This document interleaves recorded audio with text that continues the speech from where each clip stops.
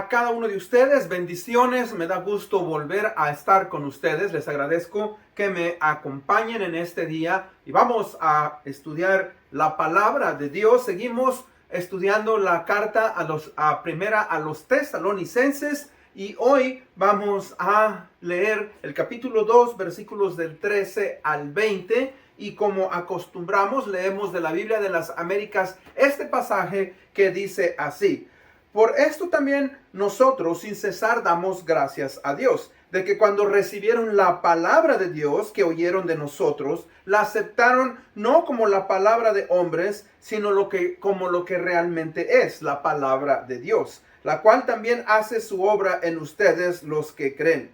Pues ustedes, hermanos, llegaron a ser imitadores de las iglesias de Dios en Cristo Jesús que están en Judea, porque también ustedes padecieron los mismos sufrimientos a manos de sus propios compatriotas, tal como ellos padecieron a manos de los judíos. Estos mataron tanto al Señor Jesucristo como a los profetas, y a nosotros nos expulsaron y no agradan a Dios, sino que son contrarios a los hombres, impidiéndonos hablar a los gentiles para que se salven. Son el resultado de que siempre llenan la medida de sus pecados, pero la ira de Dios ha venido sobre ellos hasta el extremo. Pero nosotros, hermanos, separados de ustedes por breve tiempo en persona, pero no en espíritu, estábamos muy ansiosos con profundo deseo de ir a veros. Pero ya que queríamos ir a ustedes al menos, yo, Pablo, más de una vez, pero Satanás me lo ha impedido. Porque ¿quién es nuestra esperanza o gozo o corona de gloria? ¿No son ustedes en la presencia de nuestro Señor Jesús en su venida? Pues ustedes son nuestra gloria y nuestro gozo. Señor, bendiga su palabra. Padre bendito, gracias te damos, Señor, en este día por el privilegio y la oportunidad de poder estudiar este mensaje que tú nos has dado. Ayúdanos, Señor, a recordar que en este mundo vamos a pasar por tribulaciones, por dificultades. Ayúdanos, Señor, a seguir adelante, amándote, honrándote. Esto lo pedimos en el nombre de Cristo Jesús. Amén. Bueno, hermanos, como dije anteriormente, seguimos con esta serie que está basada en el libro de la primera carta a Tesalonicenses. Y el tema de hoy, obviamente, es una iglesia fuerte y firme en la tribulación. Toda iglesia que vive lo que la palabra de Dios enseña y manda, va a tener persecución y tribulación de una u de otra manera. Ya sea por medio de la crítica, ya sea por medio de grupos que no creen en los valores morales, ya sea por individuos que no tienen principios, por medio del gobierno, por medio, mis hermanos, de personas que no tienen el deseo de agradar a Dios, y también por medio de Satanás. En este caso que acabamos de leer, en este capítulo 13 al 20, nos damos cuenta que los miembros de la iglesia de Tesalónica estaban siendo perseguidos. Había oposición y persecución. Ahora, ¿cómo es que estos hermanos reaccionaron a esa persecución? ¿Cómo es que estos hermanos, verdad, se motivaron para seguir adelante en la lucha que ellos tenían? Bueno, recuerden, ellos se identificaron, ¿verdad?, con las iglesias de Judea, de Jerusalén específicamente, y ellos siguieron e imitaron el ejemplo de estos hermanos, y así es como ellos pudieron seguir adelante. Vemos que cuando el cristianismo, mis hermanos, nació, muy pronto los cristianos entendieron que identificarse con Jesucristo sería causa de persecución, de acoso y rechazo. El Señor Jesucristo lo mencionó muchas veces. Él lo dijo más, ¿verdad?, textualmente en el libro de Mateo, capítulo 10, versículos del 16 al 20. Y no solamente este llamado, esta profecía es para los cristianos del primer siglo, sino para todos los cristianos de todas las épocas. Hasta que el Señor Jesucristo vuelva, va a haber persecución en contra de la iglesia. Por eso es importante, pues, que nosotros entendamos eso y estemos firmes en nuestra fe, y para que cuando venga la tribulación, la persecución, sigamos adelante, así como la iglesia de Tesalónica lo hizo. Entonces, para esto pues, vamos a entrar, mis hermanos, al primer punto. El primer punto es características de una iglesia que está firme para enfrentar la tribulación. Todos nosotros, como creyentes, debemos estar listos para enfrentar la persecución o la tribulación cuando venga. Así es que vamos a ver, mis hermanos, cuáles son algunas de esas características que necesitamos nosotros incorporar en nuestra vida para cuando venga la persecución. Entonces, ¿verdad? Primeramente, la primera cosa que yo considero y que nos dice aquí Pablo es el de conocer las Escrituras. Cuando no conoce las Escrituras, sabemos diferenciar entre las palabras de los hombres y las palabras de Dios. Y eso es lo que nos dice el versículo 13. Dice: por eso también nosotros, sin cesar, damos gracias a Dios de que cuando recibieron la palabra de Dios que oyeron de nosotros, la aceptaron no como la palabra de hombres, sino como lo que realmente es la palabra de Dios, la cual hace también su obra en ustedes los que creen. Entonces, fíjese que, hermanos, por eso es importante que el cristiano esté aplicando y conozca los principios de la palabra de Dios, lo que la palabra de Dios nos habla y nos dice. En esos tiempos, recuerden, ellos solamente tenían el Antiguo Testamento, todos los libros del Antiguo Testamento. Pablo estaba escribiendo algunas cartas, no tenían imprenta como el día de hoy. Y el canon aproximadamente se cerró del Nuevo Testamento y de toda la Biblia a unos 100 años después, ¿verdad? En el primer siglo. Así es que hasta que ya se tuvieron todos los libros completamente, porque el último libro que es escrito es el libro de Apocalipsis. Ahora, recordemos pues por qué usted y yo debemos de estar en la palabra de Dios, porque la palabra de Dios tiene el poder para cambiar y transformar el corazón y la mente de las personas, de los individuos. O sea que, fíjese que la palabra de Dios, mis hermanos, da vida, transforma la mente. Ahora, se necesita entonces, fíjese, de las personas, de los individuos, para que podamos comunicar la palabra de Dios. Si usted y yo como creyentes no hablamos y compartimos el mensaje de la palabra, entonces la palabra no puede ser escuchada, no puede ser recibida por las personas.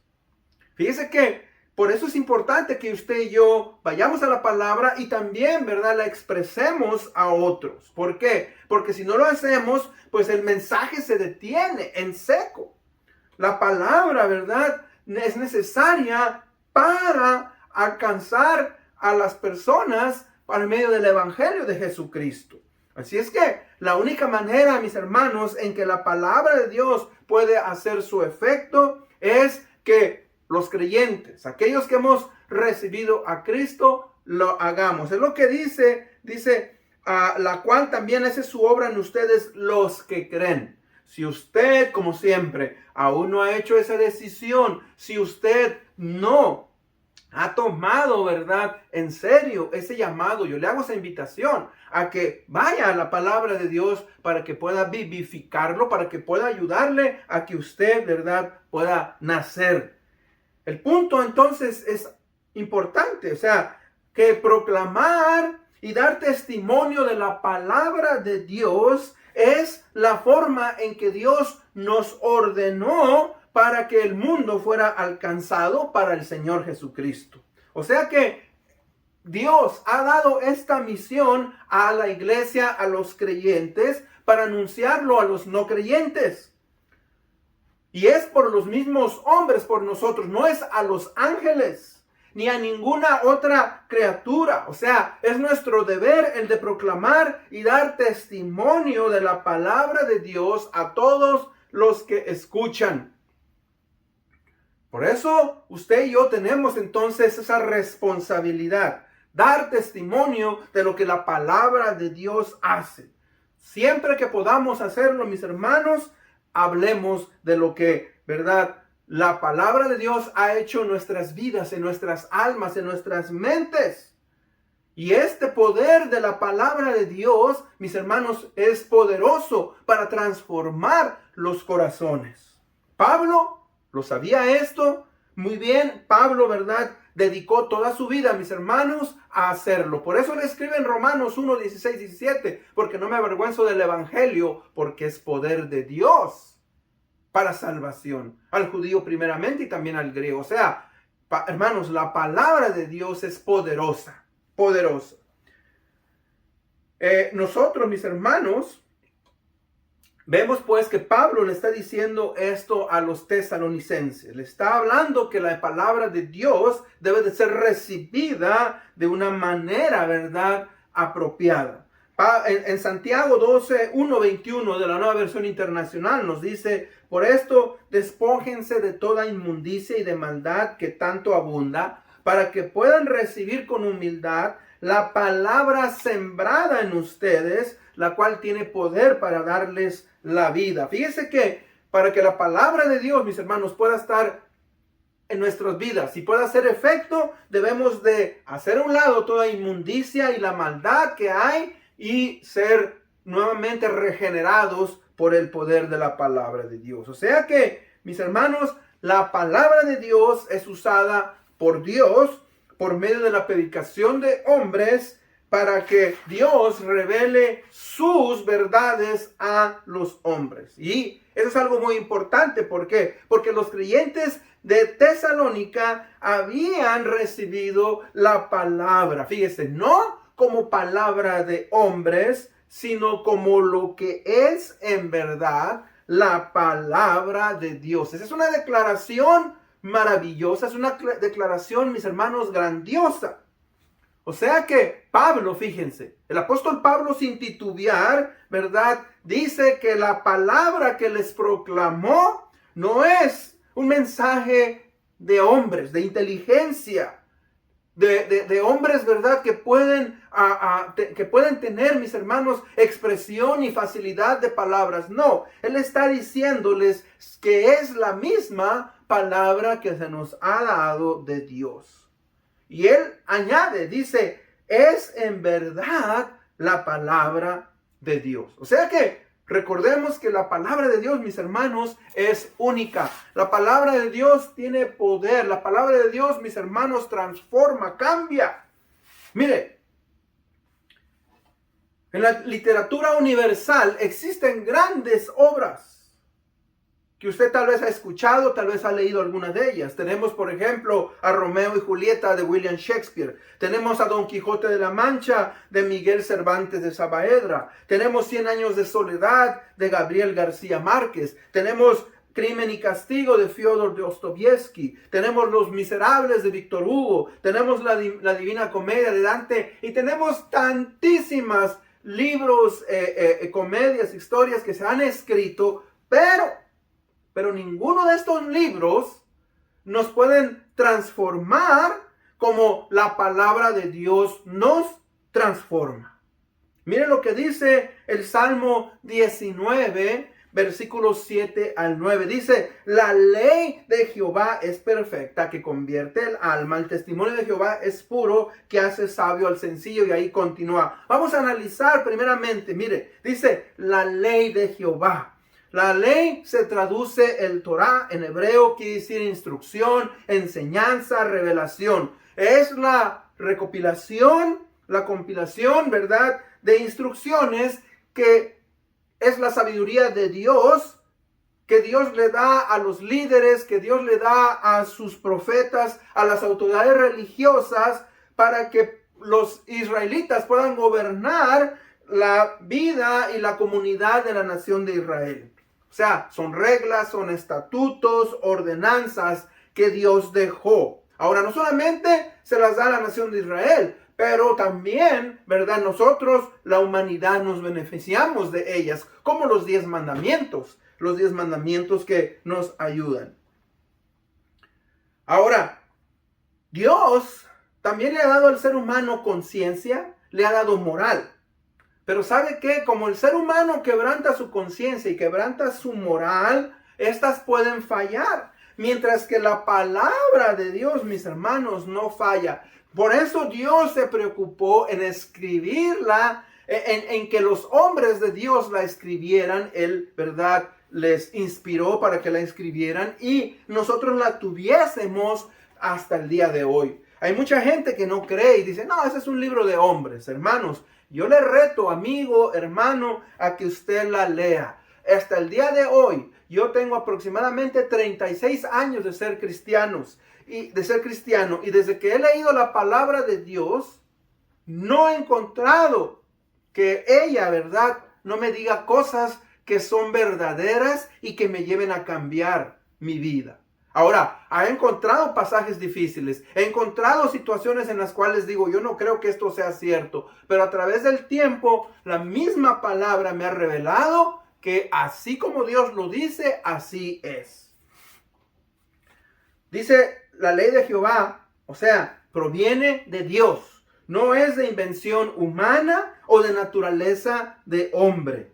Dice, es perfecta, completa, entera, sin falla, sin defecto. Eso quiere decir que no hay error en la Biblia. Y cuando digo que no hay error, no estoy hablando de cuestiones ortográficas. Yo tengo una Biblia que le he encontrado 5 o 6, ¿verdad?, errores ortográficos. Pero ese es un error de los hombres. Pero cuando decimos que no tiene error, mis hermanos, es que es inerrante. No va a fallar. Si tú la aplicas a tu vida y la sigues tal y como está ahí, nunca vas a poder decir que te falló. No, es perfecta. Ahora, claro que la Biblia nos habla, mis hermanos, los pecados de los hombres, de Satanás, la caída del hombre, pero su mensaje en sí es el de la verdad. Ahora dice que convierte el alma. Convertir el alma, mis hermanos, es restaurar, que confronta, ¿verdad?, y conforta. La palabra de Dios, mis hermanos, nos transforma nuestra manera de pensar, nuestra cultura, nuestros hábitos y cosas, ¿verdad? Nos hace ver lo equivocado que nosotros estábamos, la manera en que nosotros vivíamos y cosas que nosotros creíamos que eran correctas y que no eran correctas. Fíjese que es algo muy, muy importante y muy necesario. Dice luego,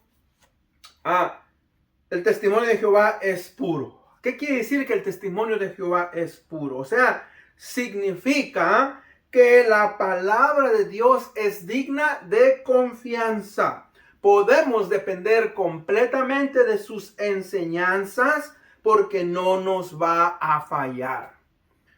Nosotros, hermanos, a veces confiamos en nuestro dinero, confiamos en el gobierno, confiamos en el amigo, en aquello. Pero usted sabe que el amigo, el gobierno, todo nos puede fallar. Pero la palabra de Dios no nos va a fallar. El cielo, dijo el Señor Jesucristo, el cielo y la tierra pasarán, pero mi palabra no pasará. O sea, todo lo que el Señor Jesucristo y todo lo que Dios ha dicho, desde Génesis hasta Apocalipsis, mis hermanos, va a cumplirse y va a ser llevado a cabo. Y luego dice, hace sabio al simple. ¿Qué quiere decir que hace sabio al simple? Hermanos, todos nosotros hemos sido engañados, todos nosotros, ¿verdad?, hemos creído ciertas cosas, pero ¿sabe qué? cuando usted confía en la palabra de Dios y la empieza a aplicar, te abre la mente, te ensancha el conocimiento y te das cuenta que lo que aquellos maestros, aquellos científicos, aquellos grandes hombres te han dicho, muchas veces no es cierto. Hace sabio al simple. El Salmo 119:98 dice: me has hecho más sabio que mis enemigos con tus mandamientos, porque siempre están conmigo. El Salmo 119:104 dice: de tus mandamientos he adquirido inteligencia, por tanto he aborrecido todo camino de mentira. O sea, la palabra de Dios, hermano, nos empieza a transformar. La palabra de Dios nos da la verdadera sabiduría. Y recuerde que dice que en Jesucristo, mis hermanos, habitan todos los tesoros de la sabiduría. Y cuando nosotros apropiamos la palabra de Dios, pues obviamente que esta nos ayuda. Entonces, fíjese que estos hermanos de la iglesia de Tesalónica habían logrado, ¿verdad?, permanecer en la tribulación porque se afianzaron y porque ellos habían escuchado, estaban estudiando lo que la palabra de Dios, lo que ellos tenían del Antiguo Testamento, y lo estaban aplicando en su vida. Fíjese que esto quiere decir pues que el estar y vivir en los principios de la palabra de Dios va a causar acoso o persecuciones. Algo bien importante. O sea, que cuando usted empieza a aplicar estos principios en su vida, en su persona, usted va a recibir acoso. Cuando digo acoso, estoy hablando, ¿verdad?, que toda iglesia que vive, y cuando digo de iglesia, no estoy hablando de edificios, estoy hablando de los miembros, personas, individuos que forman la iglesia local, ¿verdad? Todo aquel que vive la palabra, lo que la palabra enseña o que la vive, va a tener persecución, como dije anteriormente, de una u otra manera. O sea, que vamos a ser criticados, nos van a decir que somos unos santurrones, nos van a decir, ¿verdad?, que estamos, hermanos, pasados de tiempo, que somos cavernícolas, que nos oponemos al avance. O sea, eso es persecución. Grupos que no creen en los valores morales y nos van a criticar y nos van a decir, ¿verdad?, que somos retrógradas. El mismo gobierno, mis hermanos, va a traer oposición. Y la comunidad, aquellos en donde nosotros vivimos, van a criticarnos. Y por último, Satanás. Satanás incita a todo esto. Y en este caso de la iglesia de Tesalónica, fueron los mismos miembros de la comunidad de Tesalónica que habían causado oposición y persecución a la iglesia.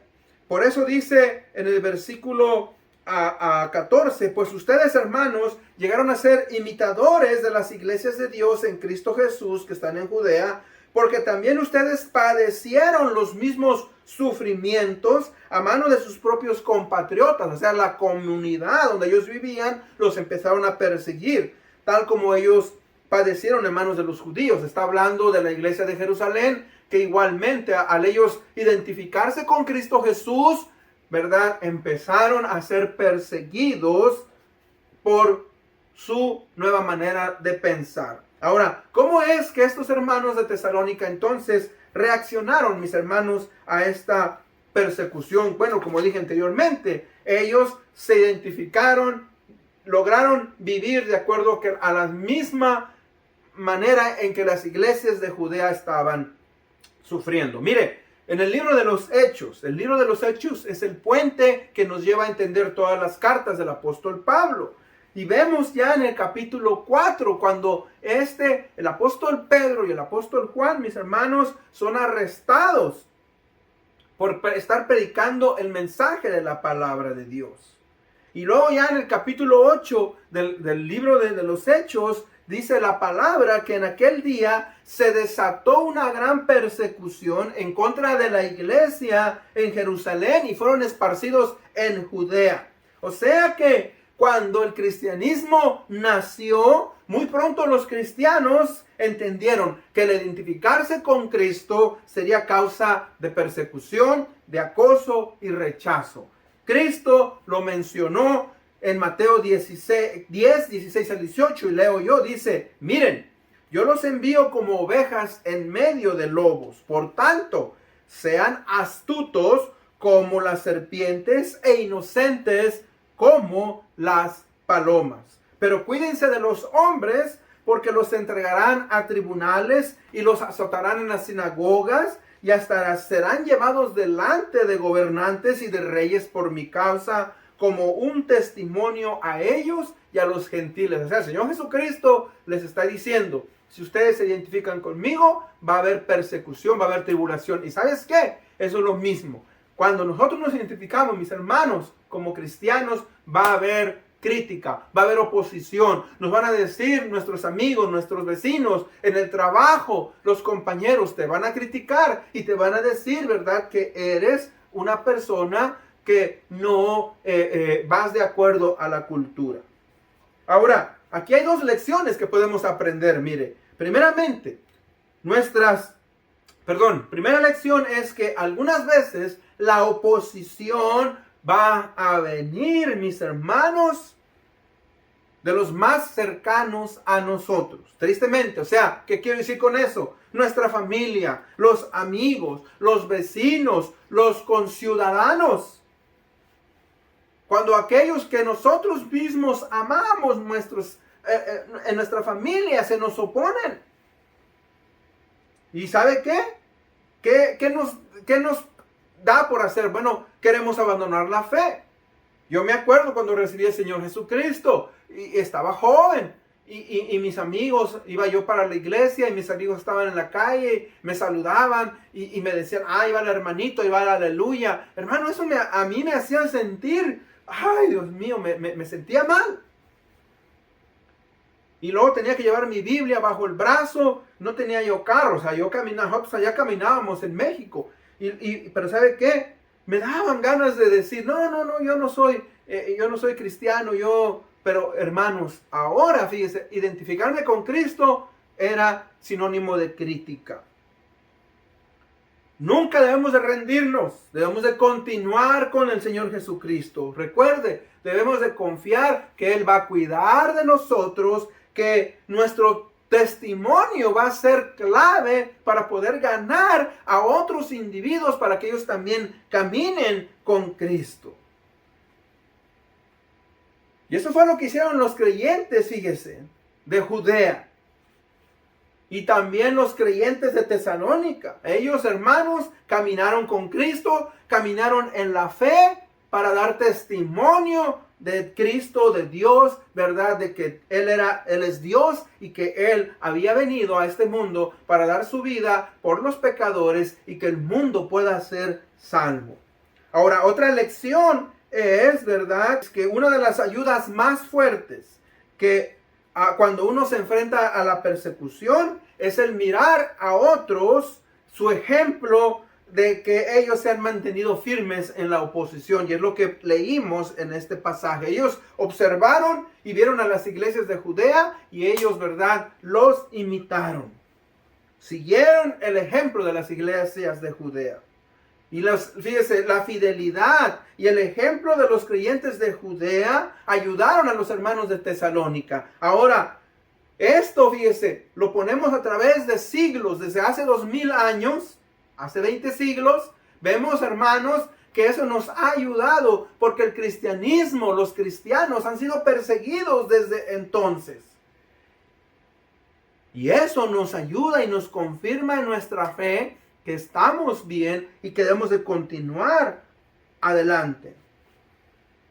Recuerde, una persona o está a favor de Jesucristo o está en contra de lo que la palabra de Dios enseña. Por eso es importante, pues, mis hermanos, que analicemos esas cosas.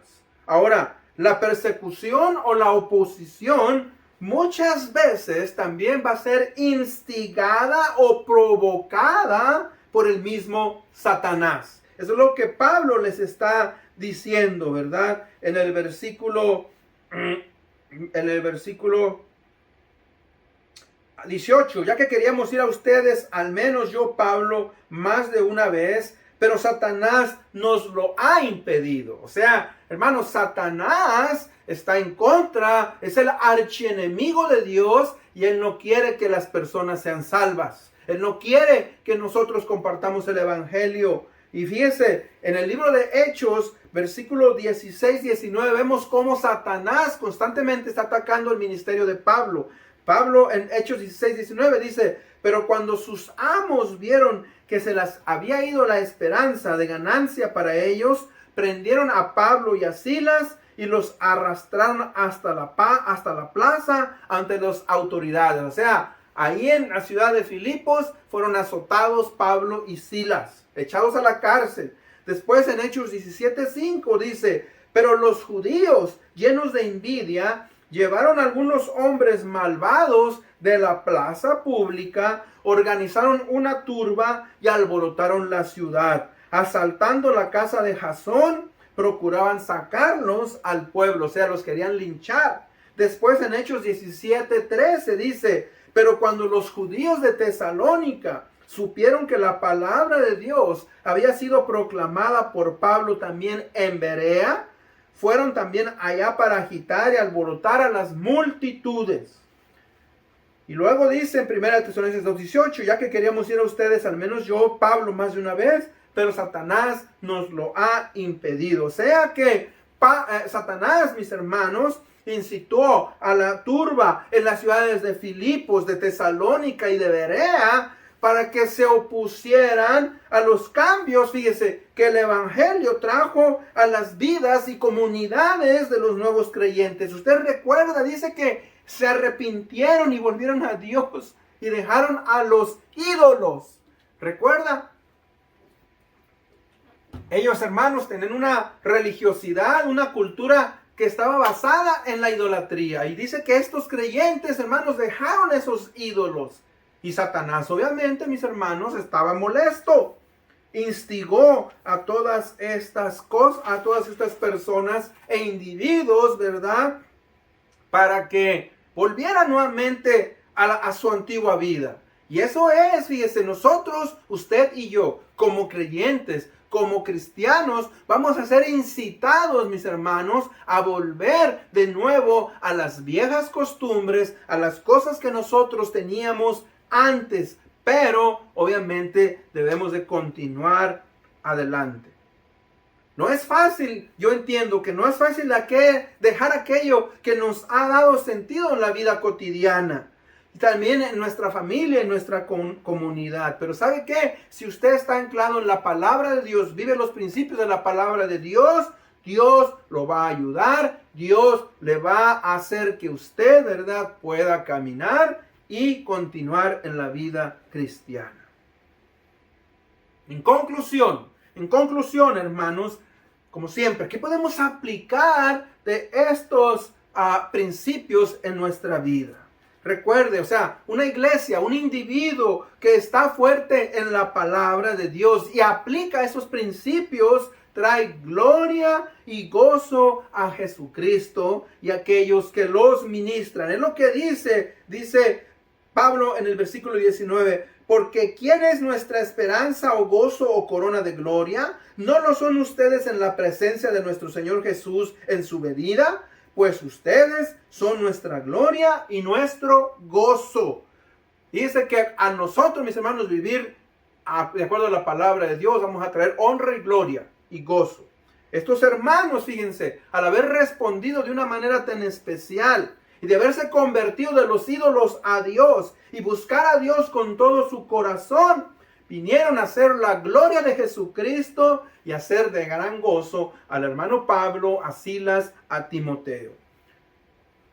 No hay orgullo más grande que ver crecer a aquellos que uno ha invertido espiritualmente. Pablo tenía un gran gozo, mis hermanos, en saber que aunque ellos no habían podido verlos, habían sido impedidos de haberlos ido a visitar, ellos estaban firmes, caminando en la fe, Y era un gran motivo de gozo y de celebración para darle a Dios, ¿verdad?, honra y gloria. Recuerde, la instrucción y la enseñanza por medio de la palabra de Dios fueron de gran ayuda para que el ministerio de Pablo, a través de Pablo, ¿verdad?, la iglesia hubiera salido adelante luchando en las tribulaciones. Sin estos elementos, la iglesia de Tesalónica no hubiera logrado llegar a ser una iglesia modelo, una iglesia, ¿verdad?, que era digna de imitar.